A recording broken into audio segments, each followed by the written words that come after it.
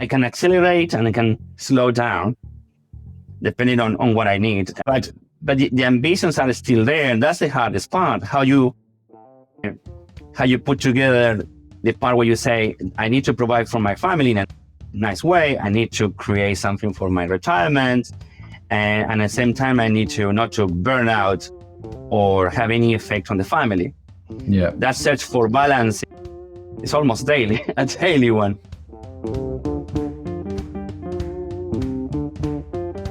Welcome to Push to Be More with me, your host, Matt Edmondson.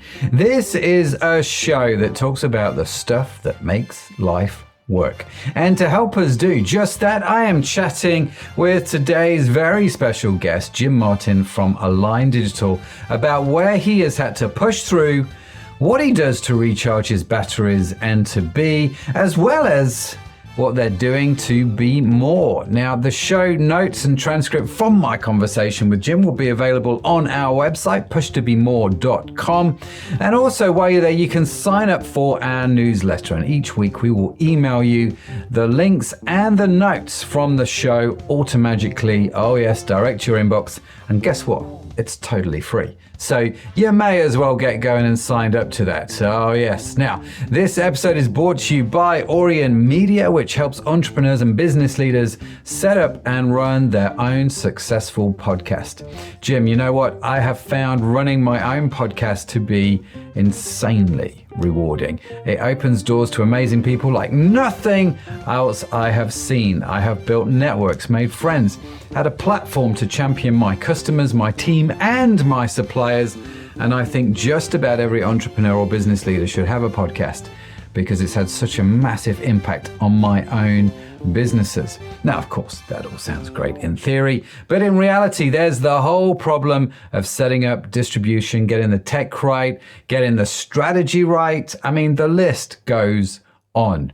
You see, I love talking to people. I just do. I just love talking to people. I admit it. It is what it is. But not all of that other stuff. So Orion Media takes it all off my plate. I do what I'm good at, and they brilliantly take care of the rest. So if you're out there wondering if podcasting is a good marketing strategy for your business, do connect with them at aurionmedia.com. That's AURION media.com, AURION media.com, aurionmedia.com. We will, of course, link to them on the podcast website as well, because that's easy to remember, pushtobemore.com. But you can connect with them at aurionmedia.com. Now, before I get too carried away, let's talk about Jim. Jim is a communication sciences graduate from Argentina. Now, he has found his passion for marketing, has moved to New Zealand in the search of the sort of elusive work-life balance. He kickstarted his career at ACG Education, playing a role in growing the company that was later sold for, check this out, 500 million New Zealand dollars. Oh yes, that's a lot of money in anyone's currency. Now, after this success, he moved on to international marketing to an agency where he led a team of 16 amazing people and achieved some remarkable growth. Jim then founded Align Digital, a consultancy that helps SMEs optimize customer journeys and conversions. Align Digital has assessed over 1,000 sites and has created 500 landing pages to date. And Jim, if that's not enough, is now launching a new startup called Conversion Club to help train marketing teams. Jim, that's one heck of a bio, man. Welcome to the show. Great to have you here. How you doing? Thank you. Oh, very good. And when you put it that way, yeah, it's been a long journey indeed. Yeah, you're 806 now, aren't you? That's Yeah. It's a very long journey. So you're in sunny New Zealand now. Yes, I am. It's still summer here for the most part, and the weather is quite mild, so it's never too hot or too cold. So that's quite a nice place to live. Oh yeah, I have to be honest with you, Jim. I love New Zealand. It's just an amazing place. Try and get out at least once a year. We do like it over there. Now, Jim, you have had what can only be described as a diverse career path that has taken you from book publishing in Argentina to, a marketing consultant and founder of Align Digital. So tell us about your journey and how your experiences have shaped your approach to marketing and business leadership. Pretty wide question, but let's start there. Okay. So in Argentina, the way marketing is done is quite different. It's not that developed. And so it was quite of a struggle to actually try to work as a marketeer. There's no such a thing as a marketing department defined. So while I was struggling that, I reverted to one of my other passions, which was working as around the book industry, which my family owns a book publishing house, and I had a chance to lead a team, to develop new services, new products, do marketing, but also get a sense of what it is to be an entrepreneur. It wasn't easy, even because they say it's your family business, it's all done. It wasn't that easy at all, and so I had a really good practice first. Fresh practice, and the sense that if I was to stay there, if I was to continue working in that place, it would have been extremely hard to get any sense of balance regarding family and work. It would have been working like my family does, every single day, Saturday, Sundays, for many hours. And the passion of marketing was still there. And we're talking about like 15 years ago. So digital marketing was still starting to take off. And that's when someone said, hey, if you're looking for work balance, why don't you try New Zealand? I was like, really? And I know New Zealand for rugby, and for many other things. And so I knew that life was similarly better, but would it be also similarly good in terms of a professional career? And so I started to do my research, and I found that it was. I made a jump with my now wife. We were fortunate to get a special visa for professionals, one that is called a silver firm.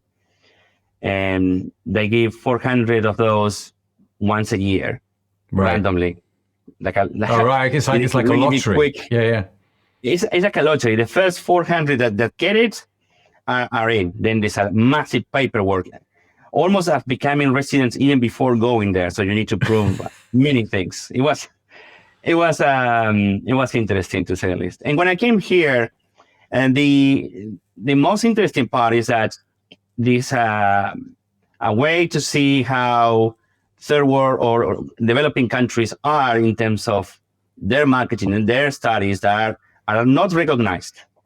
So when I come here, they say, oh, sorry, we cannot take your previous experience into account. Really? So you just start as a junior, which it was like, if I have any sense of ego or pride, I had to digest it very nicely and make a massive effort and start from the very bottom. And that was fine. I always remember the story of a grandfather of mine. Is a Jew that escaped from Germany. No way. Your grandfather? Yeah. Wow. My grandfathers and great parents, and they were. My grandparent was a judge in Berlin opposing the Nazi regime, and he was chased, of course, because of his political views and because he was a Jew. So he studied again in Argentina as a postman from the very beginning. Stone the crows. How did he end up in Argentina? I mean, because Germany, Argentina, not two places you kind of pair together, really.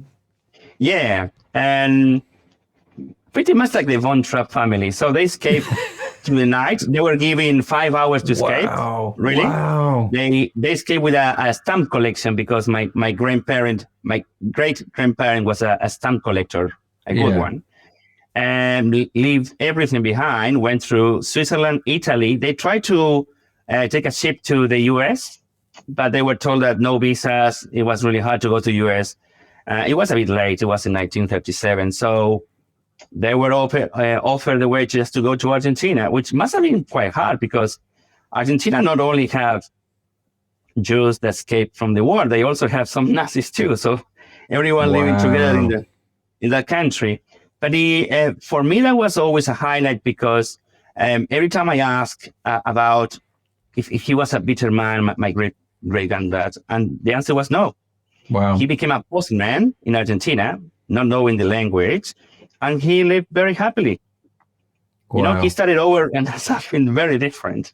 So I always said, if he can do that, if he can live behind a very consolidated life and start over in a country where he has no idea about the language, why can't I just put some effort into going to New Zealand and start over? And so I pushed really hard.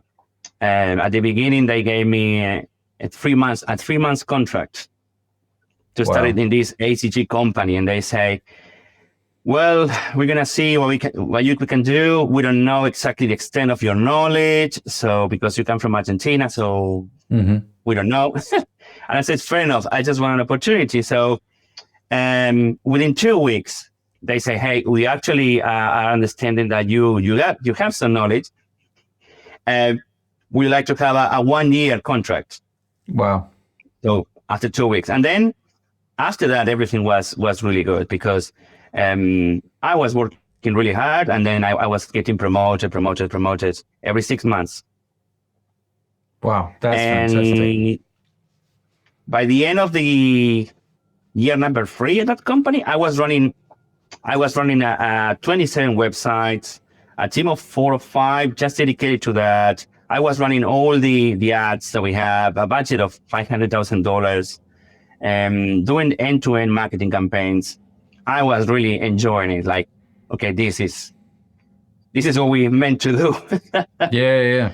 Until that company was doing really great. And they were giving education to private schools and tertiaries and early childhood education establishments.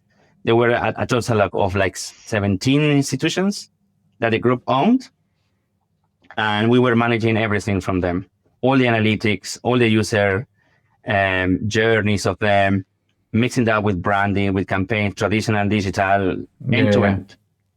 And when it was sold, I was going to say, Jim, I'm really intrigued here because you've just kind of glossed over the fact that you just, decided to up sticks from Argentina and go to New Zealand, fill out probably more paperwork than you cared to fill out.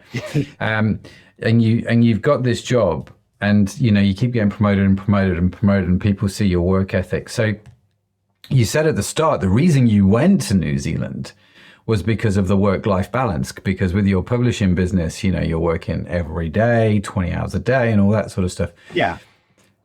So it sounds to me like you get to AGC, but you're still working crazy hours, or had you at this point kind of discovered this work-life balance? For me, I was working crazy hours from 9 to 5, or maybe staying even 1 hour extra. That for me was absolutely nothing. And I was crossing my arms during the weekends. Like, what do people do on weekends? And they say, no, you just go and enjoy life. And I say, what do you mean enjoy life? Oh, yeah, that's the reason why I came here. And the most amazing thing is that when you go to Argentina, when you hear people talking, it's like, what are we going to do next month? How bad everything is. The politics are quite corrupt. That's the recurring topic all the time. Here, people were talking, oh, I'm thinking what I'm going to do in my next holidays, because I'm going to take 2 weeks and go in there and say, what do you mean take 2 weeks to go to somewhere? Yeah. Is that even possible? You take weeks?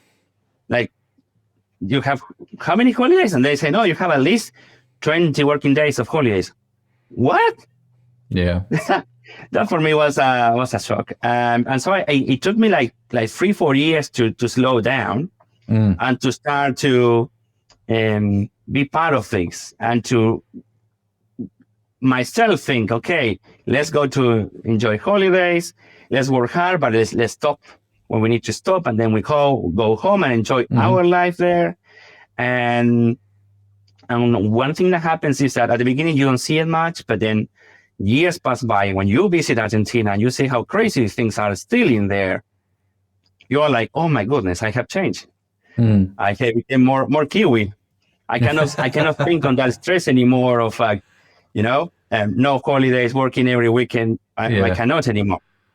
That sounds great. So you started to then see life a little bit more. You started to find the work-life balance, and then you thought to yourself, I know what's going to really help this. I'm going to start my own business. Right? You thought this is going to enhance my work-life balance. It wouldn't be too easy, right? Yeah. What happens is that I had my first kid, and then I realized I was already late in this market. If you don't know about it, the New Zealand housing market went hyper ballistic in the past 10 years with a massive inflation. And so a house that normally was $400,000 is now $1 million. Yeah. And so even with my nice salary progression, I was seeing that I was getting nowhere. Yeah. And also I had these like 4 or 5 years of tranquility related to what I'm used to. And I'm thinking I can take on a bigger challenge. So first with the agency, that was too crazy. And then starting my own entrepreneurial way, which so far I've been able to adjust. I can accelerate and I can slow down depending on what I need. But the ambitions are still there, and that's the hardest part. How you put together the part where you say, I need to provide for my family in a nice way. I need to create something for my retirement. And at the same time, I need to not to burn out or have any effect on the family. Yeah. That search for balance is almost daily, a daily one. And we, to be fair, Jim, I think anybody listening to the show who is an entrepreneur or a business leader knows exactly what you're talking about, right? This tension of balance. And in fact, an hour ago, I spoke to a beautiful young lady called Katie. And Katie is a freelance graphic designer. She worked for a reasonably big company. She's now gone freelance and just, asked me a few questions. And one of the questions that she asked me was, how do you do balance? Because you've got your e-commerce business, you've got your podcast agency, you get involved in this over here and you do that. And it's a really interesting question, isn't it? And I actually found it, I'm like, I don't know how to answer this question, if I'm honest with you, because I think it changes every day. I don't know if one size fits all. So I think everybody can kind of attest to, this tension that you're facing, Jim. So how have you resolved this tension? Have you found any secret sauce yet, or are you still looking for it? Well, you certainly get more wiser over time. You get to know your limits very well, and you put your ambitions in check. So like 5 years ago, I was more of unmeasured ambitions. Oh, I will achieve this, I will achieve that. Now it's more like, if I achieve this, that will do it. And from there, I will go to the next milestone. Helping with the milestones helps narrow down the level of stress you have, because you're not after exiting the business in 1 year and sell it for $5 million. You actually have a more of a consistent plan. I need to achieve this. I need to be having this much going on. And that's one part. The other part is that, well, my wife, she's the one that actually helped me put things in perspective. Like when we have all this COVID situation and everything was upside down, and she's like, you're trying to get your goals as if there was no lockdown, no COVID. Don't you need to adjust them? I'm like, well, that's true. Yeah. And actually, I'm going to send a copy of this to your wife, saying, so she knows that you think she was right. It's I'm smiling and I'm laughing because this year, Jim, is my 25th wedding anniversary. This year, I've been married 25 years. Nice. Congrats. Yeah, thank you very much. I know I don't look it. I got married when I was 10 years old, but that's okay. Yeah, 25 years. And you know what? One of the reasons it's been so successful is because I've learned to listen to my wife, that actually she knows an awful lot more about me than probably I know. And she can see and sense things like way before I see and sense them. And sometimes that annoys me, and sometimes I listen to her wisdom, and I'm trying to listen to it more, Jim, if I'm honest with you. But yes, it's funny, isn't it? The sort of the wife guidance, as we like to call it, is a beautiful thing. Yeah, and it helps you just put things in perspective, because when you are in the business side of things, everything is more aggressive. You have these competitors coming up you have these situations in the market, the forecasting that is never looking that good. and so you are in this kind of warrior mode, and then you just go back home and there's a different life in there. And then there's sometimes you get a reminder like, hey, just put your axe at the entrance, okay? Just settle down a little bit. Because after all, you are working for what? For this, for spending time with the family, having good times, and with the mind within the family, not outside. And that's the reason why I had to abandon the life at the agency. The agency was all over the top in terms of you had to be like 100% up your feet, fighting every sort of a scenario.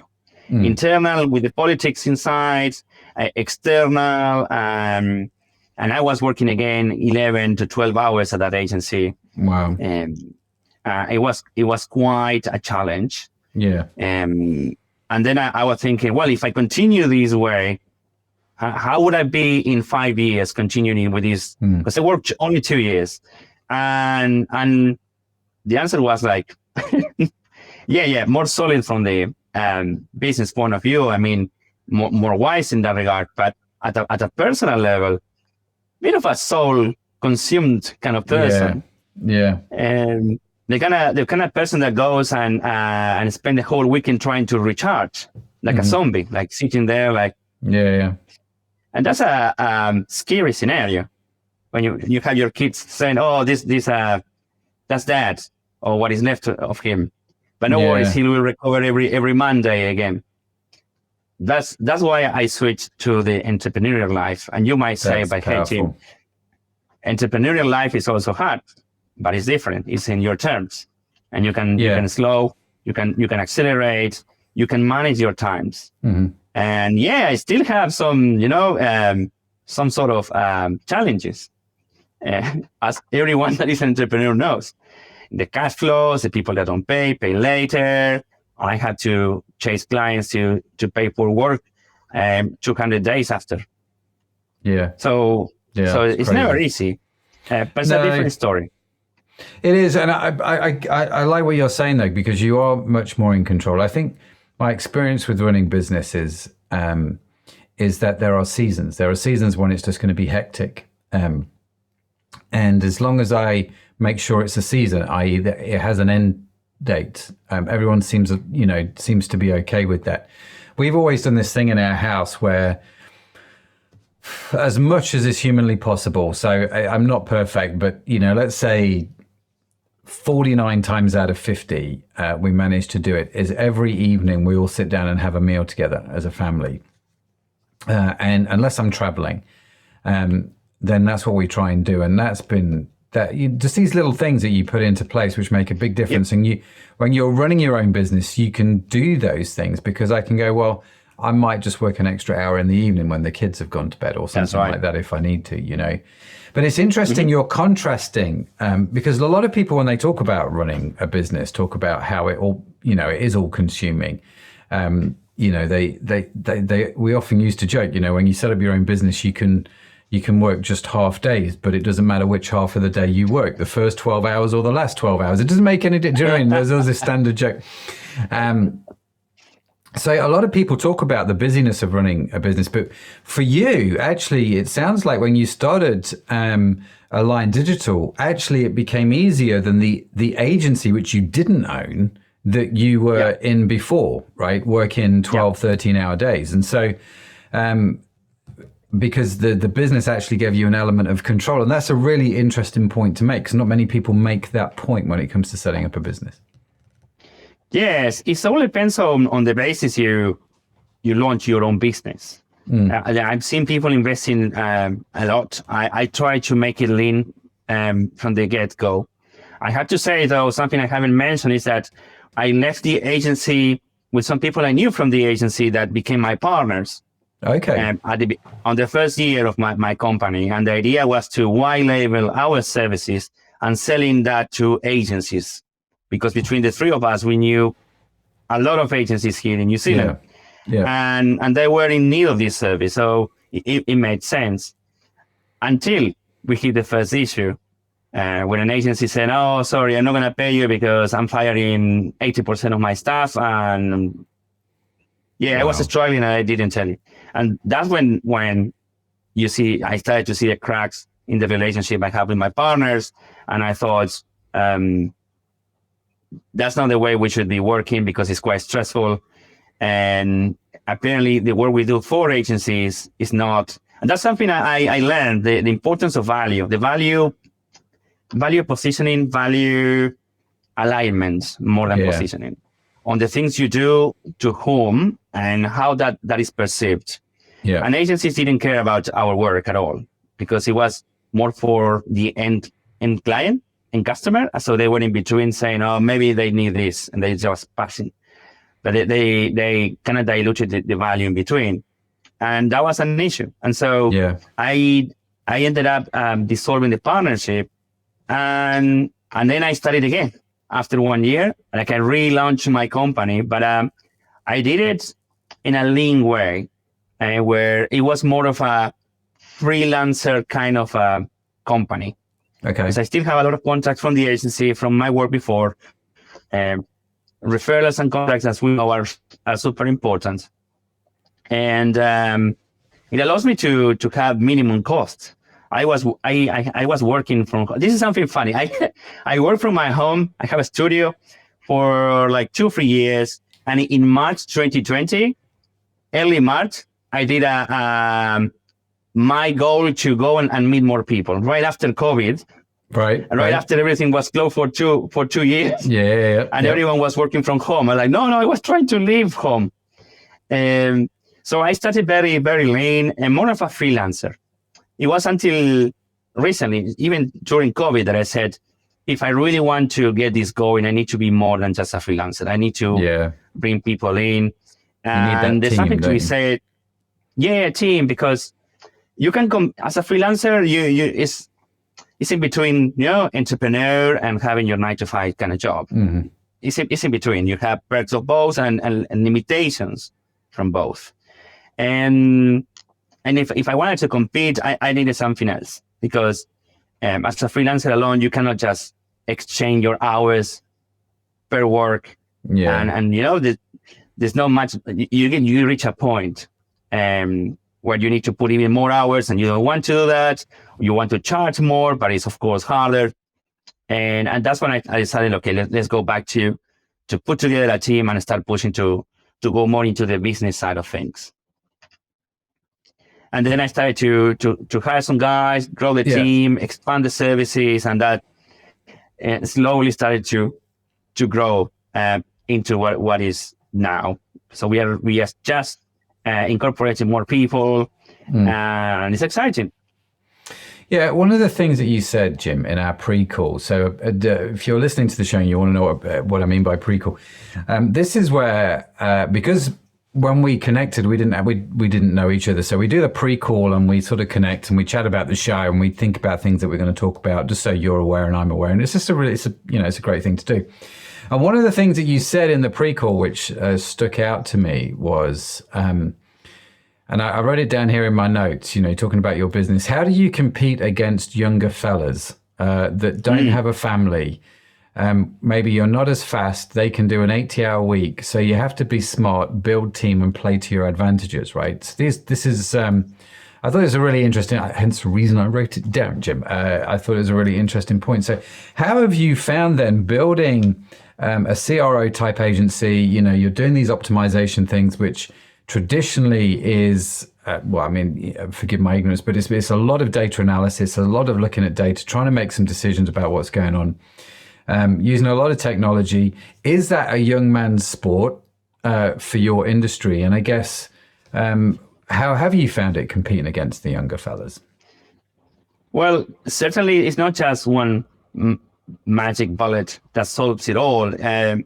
You get wiser and you try to find as many opportunities as you can. So the first one, knowing your own limitations is super important, because I was trying to compensate by adding more and more and more hours on what I was doing. Whereas I can I can have a team that actually can cover the terrain in 70% of 60% of what I do. And that helps a lot. So diversifying the activities I have, breaking down the process into parts and saying, this process I can teach easily. This part of the process I can teach over time. Okay, they start doing that. And this is something I can only do myself for now. Yeah. Great. That alone helps. And that's one thing. So you bring your own young blood that are thirsty for, going through massive data and stuff. You just point in the right direction. The other thing is the perseverance, because all these, what I'm seeing in competitors, at least in this industry, is that everyone is so in a hurry that they might work for a company for a year and then they leave. Right. And even the company might be there for 3-4 years and then they sell and they go and they get absorbed and they change. What is that phrase that says, if you wait in the porch of your house long enough, you will see your enemy floating by, or something like that? Okay.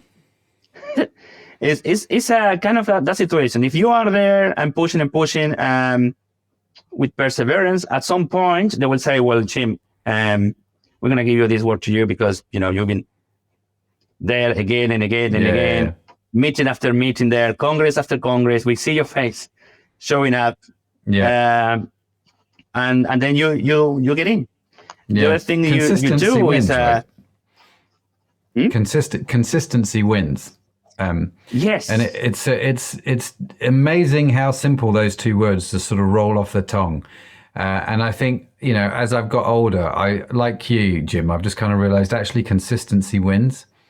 And if I think a bit more medium term, which I think you tend to do as you get older, then actually you can think, I'm just going to win on consistency. That's what I'm going to do, right?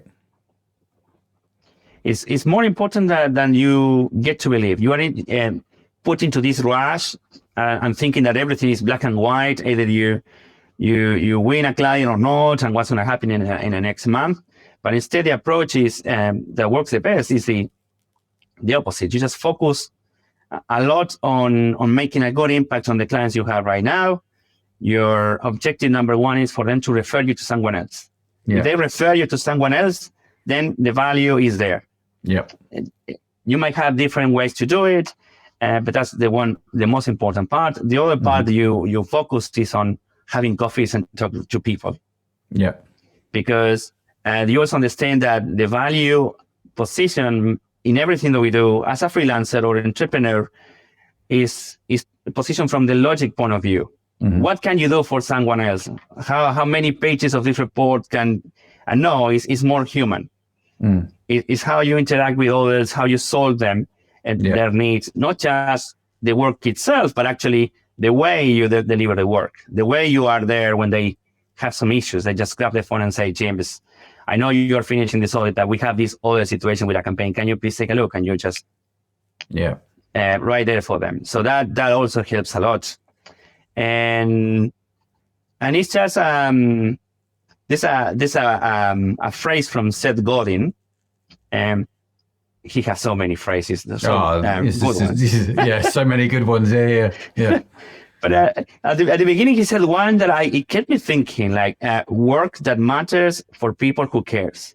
And I thought, well, this must be one of those phrases that are, it sounds good. It's ideal, but is it practical? I don't know. But over years, I started to find out this deeper meanings to that phrase. And which is tied to what I said a couple of minutes ago in terms of when people cares about the work you're doing, they see the value and they talk to some other people, and then you get that going, and also makes the job much more enjoyable. Yeah. And so we were trying to make an effort that is always recommended. You always hear this. Mm-hmm. Don't sell your job to anyone, just filter them, even though it's hard for you as an entrepreneur to say no. Let's say no more often.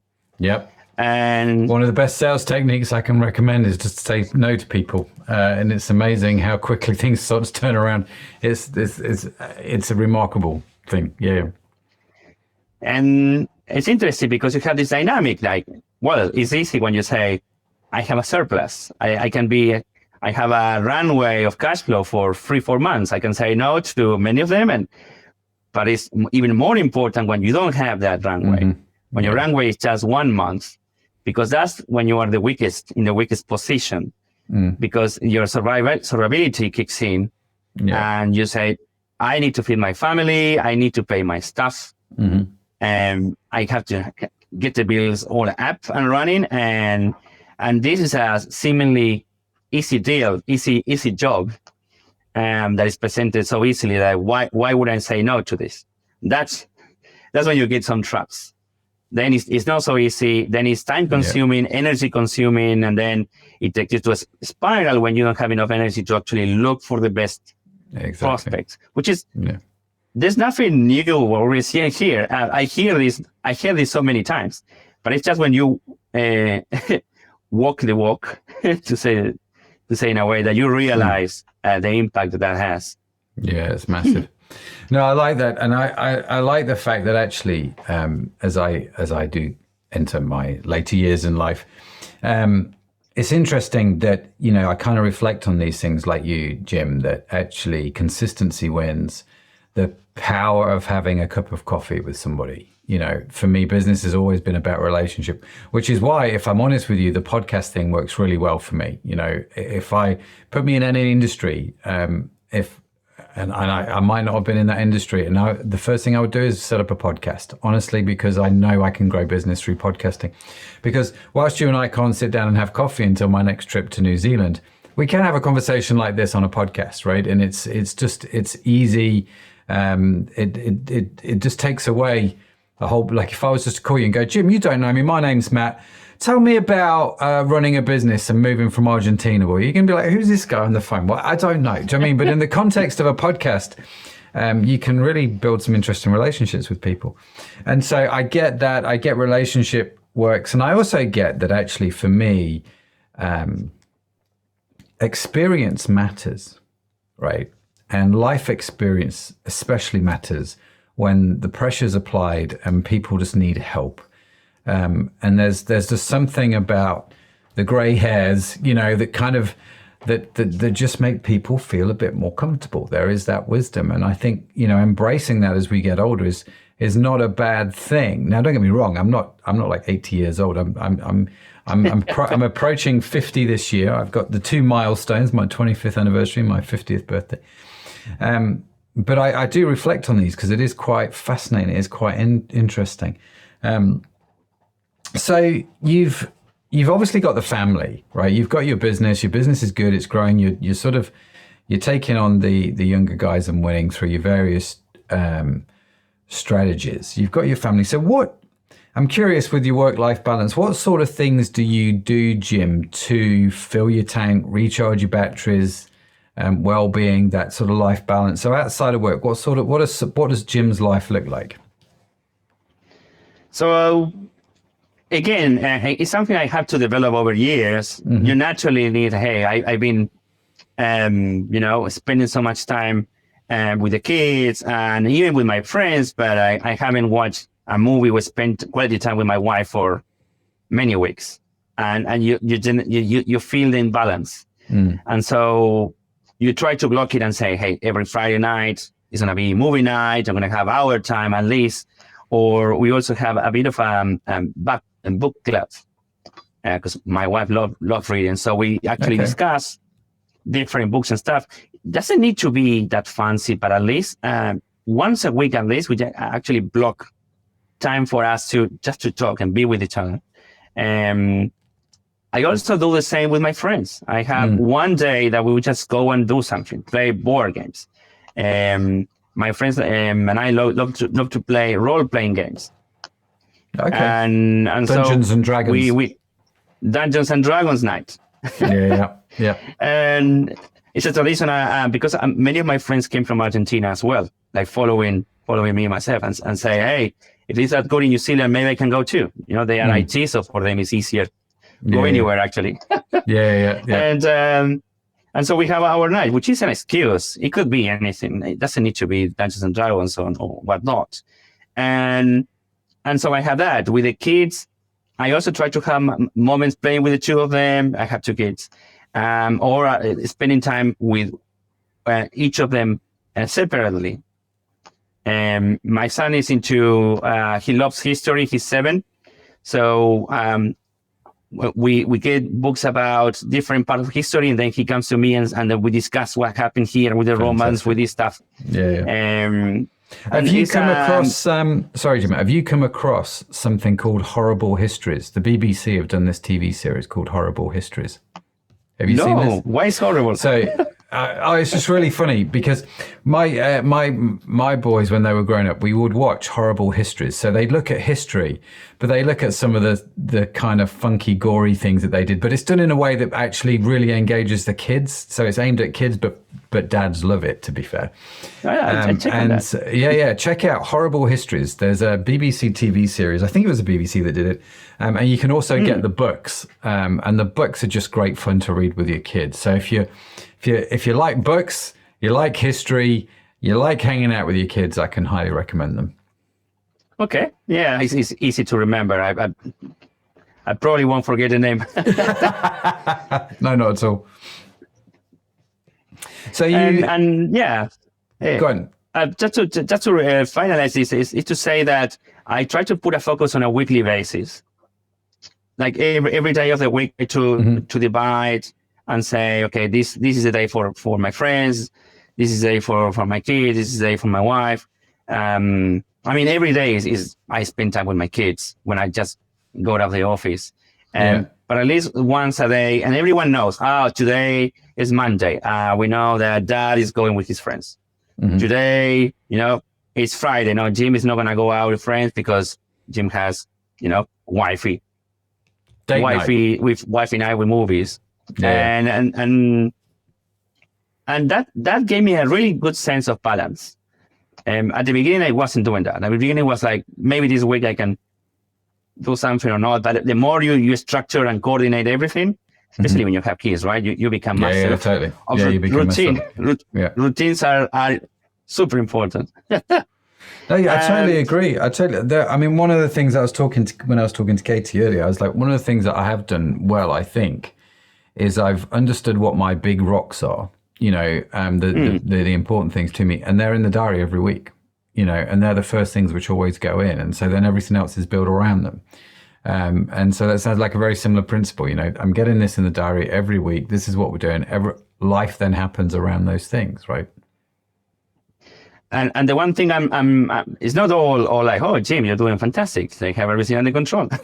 And something I might actually ask for advice is with sports, because I used to go 3 times a week. I have a personal trainer, but after COVID and everything, I still, I am still paying for that gym membership, but it's been a struggle to actually book some time to go to the gym. Yeah. So I don't know what you do in those terms. Honestly, there's 2 things that I did, Jim, and this may or may not help you. The first thing I did was I found a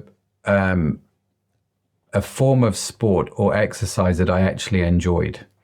So I stopped doing the exercise that I thought I needed to do, and I started doing the exercise that I enjoyed doing. And that makes a big difference. People say to me all the time, what should I do in the gym? I'm like, what do you enjoy doing? Let's start there. Let's, build some consistency. And then the second thing that really helped me was building a gym in my garage. So I have this sort of garage at the bottom of my garden. And over the years, I've sort of turned it into a gym with the stuff in that I like to do. So I could get up first thing in the morning. I could go in the gym. My boys, during COVID, it was brilliant because I was in there with the boys, me and the boys working out all the, every day. It was great. I was never as fit as I was during COVID. Well, that's good. But doing it as a family, which was great. So yeah, they would be my top tips. Again, personal trainers are great because they bring accountability. So if that's what you need, that's what you need. But yeah, I think just find something you really enjoy doing. Get someone to hold you accountable, and if you can make it easy to do it, do that. I will certainly try because it's something that also we need. To achieve that balance, right? The sports needs to be a must. I'm pretty aware of the energy levels when I'm training and when I'm not. Yeah. And when I'm not, I'm missing that energy levels. It has an impact on your business. It does, and it has an impact on your family life as well, I think. And you can invest half an hour into your health and well-being, whether that's just a brisk walk around the park, whether it's lifting weights, whatever it is, whatever you enjoy, it's going to help you. I think you get the payback for that half an hour invested. So there's always a return on that investment, to put it in business vernacular. Jim, listen, I am now going to turn to the question. I need to get some music. That's what I need to do. We need to find some music so I can introduce the question box. So if you're watching on the video, you can now see our state-of-the-art graphics, the question box, no expense spared in creating those. Jim, this is a section of the show where I have in my hand a load of questions. You are going to say stop, and then I'm going to read that question to you. Okay, stop. Right there. Okay, we're sure about this. Let's find out. I think I know the answer to this question. But let's wait and see, based on what you said already. Of the people you spend time with, who brings out your best qualities? My wife. That was the answer that I had. That's easy. And consistently, that has been the case for the past 14 years. Yeah. Why do you think that is? Why? What's the secret? I mean, if you've been in a good relationship for 14 years, with the divorce rate as it is, and people struggling with long-term relationships at the moment, what's been your secret sauce there? Why have you managed to do that? Why has she always managed to bring out your best? I'm curious. I don't really know. I have some relationships before, but when I met her, everything was so natural, easy. And I have no idea. It's she kind of knows me and knows what I'm trying to do, and also knows how can I divert to a path that actually is not going to be good for me, and anticipate and see, hey, because how you are, because what you're trying to achieve, you're going to think that this is what you need to do, and remember, it's not. That it's knowing each other. I have no answer for that. It's an interesting question, isn't it? Yeah, but something I do believe is that as any relationship, you build it over time. You need to invest on it. It's not like, you meet someone and that's it. It's a given. It's never a given. Yeah. So, that's the recommendation I will have for my kids. Yeah. No, and I would agree with you. And I think it's an interesting. Why is that? Why is your wife consistently bringing the best out? I would probably say that a big part of it, Jim, just listening to you talk, is the fact that you value her opinion and you take it on board. And I think this is true in leadership. Whenever you listen to somebody, you value their opinion, you take on board what they say. That is always a great way to win in relationships. So, and I hear you doing that. I hear you when you're talking about your wife. You're lovely. You're flattering, which is a big bonus. You talk about your wife in a positive way. But it sounds like that when she gives you advice, you listen. Usually, not all the time, maybe, but usually, usually you listen. Right, Jim. As you know, this show is sponsored by Orion Media, which specializes in helping good folks like yourself set up and run their own podcast. Now, as a result, I have my question. I want you to imagine you have your own podcast, The Jim Martin Show. Out of all the people that has impacted your life, past or present, whether it's an author or a person, whether it's a blogger, I don't know, right? Who would you like to interview on your podcast? Who's on your guest list and why? I think I would invite some business owners that have gone through really tough stuff, and they managed to stay afloat and to thrive despite all of that, because that for me is what gives meaning to the profession, or to the work we do. That's the end goal of why we want to do what we do as a marketing practitioners, and there's a lot of value. And these are not big corporations that have done a lot of money. These are small to medium-sized businesses that, above all, they have managed to support all the families working within that company. They have managed to avert disaster, putting a tremendous effort into it, and actually succeed. And I think that a story like that is something worth sharing with other people, to know that these stories exist. Yeah. And it might not be as fancy as saying, oh, you have an exit business that reported $15 million. But for me, it's equally important to say they are fine as a company, or after all this that happened, and they're now starting to grow. So that's a personal thing I would do, if you ask me. Well, to be fair, Jim, you've just described this podcast. Which is in essence what we try and do. We try and interview people in business, and we're like, tell us about the challenges you faced in life, but and what do you do to fill your tank? I mean, they're really interesting questions to me. Jim, listen, it has been an absolute joy to talk to you, man. Really enjoyed the conversation. If people listening to the show, whether they're in New Zealand, Argentina, or wherever they are in the world, want to reach out to you, connect, even if maybe they're just looking for help with some conversion rate optimization, help with the customer journeys, whatever the reason they want to reach out, connect with you, what is the best way to do that? So if they can go to aligndigital.co.nz, that's all what I need. I have my email, phone number there. They can reach me very easily, and I'm happy to give value in advance. Don't even have to subscribe to any service. If I can be of any help, just reach out. Fantastic. aligndigital.co.nz is how you get a hold of Jim. We will, of course, link to that in the show notes, which you can get along for free with the transcript at ecommercepodcast.net, or if you're subscribed to the email list, it'll be winging its way to your inbox. And of course, if you're watching on YouTube, you will see the little web URL below Jim's name. Jim, listen, like I say, it's been an absolute treat, man. Honestly, really enjoyed it. And congratulations on the relationship with your wife. Congratulations on Align Digital doing amazing things. It's just been really fun talking to you. So thanks for joining me. Really, really appreciate it. Thank you very much. Brilliant. So there you have it. Another great conversation. A huge thanks to Jim for joining me today. Also, a big shout out to today's show sponsor, Orion Media. If you're wondering if podcasting is a good marketing strategy for your business, do connect with them at orionmedia.com. That's AURION media.com. And like I say, they will of course be linked on the website as well at pushtobemore.com. But seriously, check them out.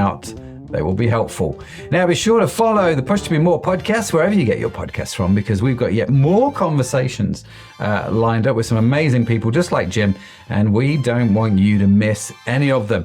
And in case no one has told you yet today, you are awesome. Yes, you are.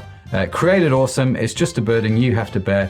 Jim has to bear it, I have to bear it, and you, dear listener, also have to bear the awesomeness. It's just the way it is. Now, Push to Be More is produced by Orion Media. You can find our entire archive of episodes on your favorite podcast app. The team that makes this show possible is Sadaf Bain, Estella Robin, and Tanya, Tiny Tanya, who is an absolute legend in the office. Our theme music is by Josh Edmondson. And as I've mentioned, if you would like to read the transcript or show notes, head over to the website pushtobemore.com, where you can also sign up for our weekly newsletter and get all of this good stuff direct to your inbox totally free. So that's it from me. That's it from Jim. Thank you so much for joining us on this episode. Have a fantastic week. I'll see you next time. Bye for now.